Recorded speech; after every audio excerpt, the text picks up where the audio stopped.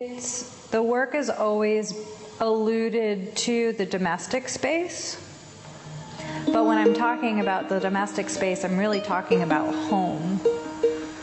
And home doesn't have to be inside of a structure, it doesn't have to be inside of a house. Home is the place that feels both comfortable and uncertain at the same time, in which we can trust, I think, ourselves and trust that things are going to change.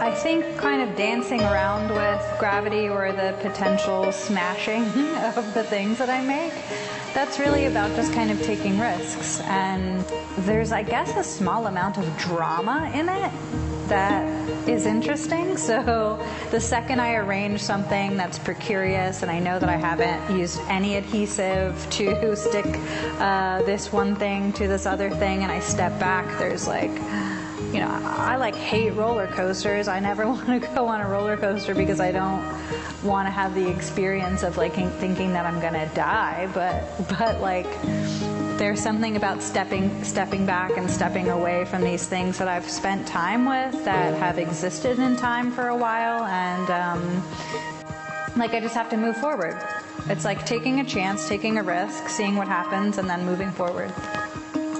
When we're walking around, these things are so precarious that we have to really check ourselves. We have to check our speed, how fast we're walking towards this thing, how close we're getting to it.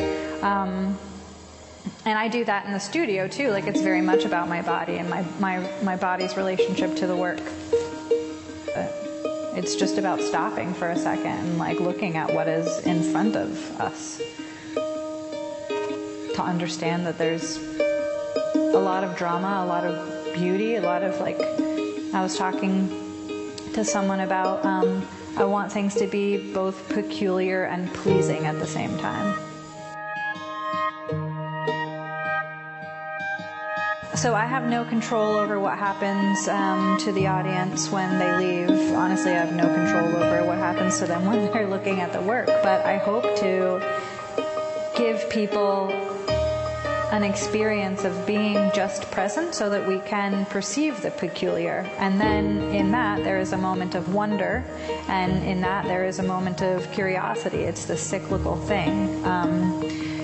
To be curious about something and then to sort of satiate our curiosity just leaves us with more things to be curious about. So the more I know, the more I don't know, because there are so many other ways to go down. It's like Alice in the rabbit hole. I want to present to the viewer with the opportunity to see something peculiar, but I myself as a maker also want to present myself with the opportunity to see something that's peculiar, because then that is about curiosity. And if I wasn't curious, I wouldn't be a maker. I wouldn't make anything.